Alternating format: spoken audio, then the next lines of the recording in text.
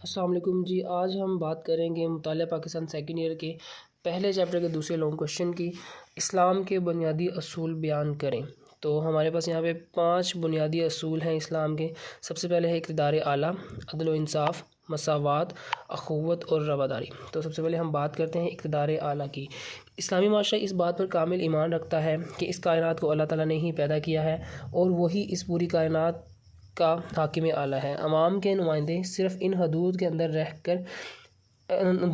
اندر اختیارات استعمال کر سکتے ہیں جو اسلام نے متعین کیے ہیں۔ تاہم عوام کو اس امر کی آزادی ہوگی کہ وہ ریاست کے معاملات چلانے کے لیے اللہ تعالیٰ سے ڈرنے والے صالح، متقی اور پرہیزگار افراد کو انتخاب کر سکتے ہیں، ان کو منتخب کر سکتے ہیں۔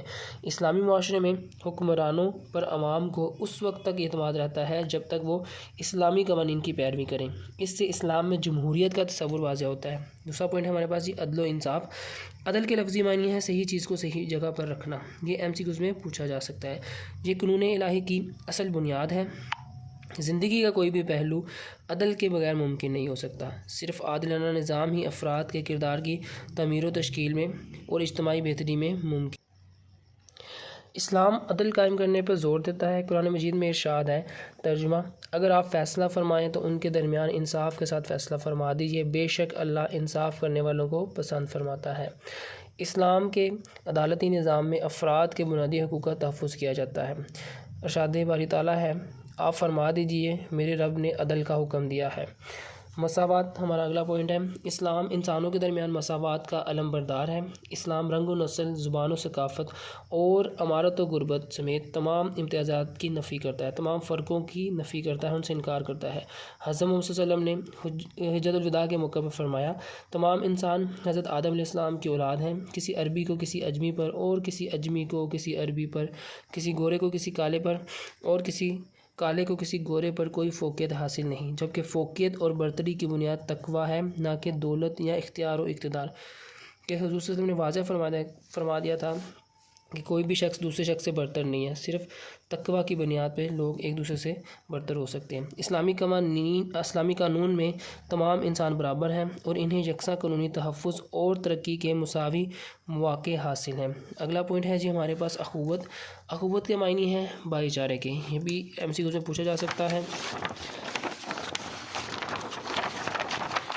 قرآن مجید میں ارشاد ہے، ترجمہ: بے شک سب اہل ایمان تو آپس میں بھائی بھائی ہیں۔